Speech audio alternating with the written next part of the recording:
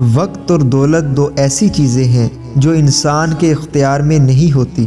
وقت انسان کو مجبور اور دولت مغرور بنا دیتی ہے۔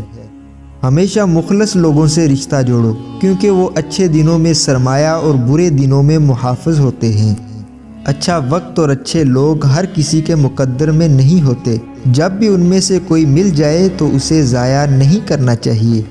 اچھے انسان کی سب سے پہلی اور سب سے آخری نشانی یہ ہے کہ وہ ان لوگوں کی بھی عزت کرتا ہے جن سے اسے کسی قسم کے فائدے یا مفاد کی توقع نہیں ہوتی۔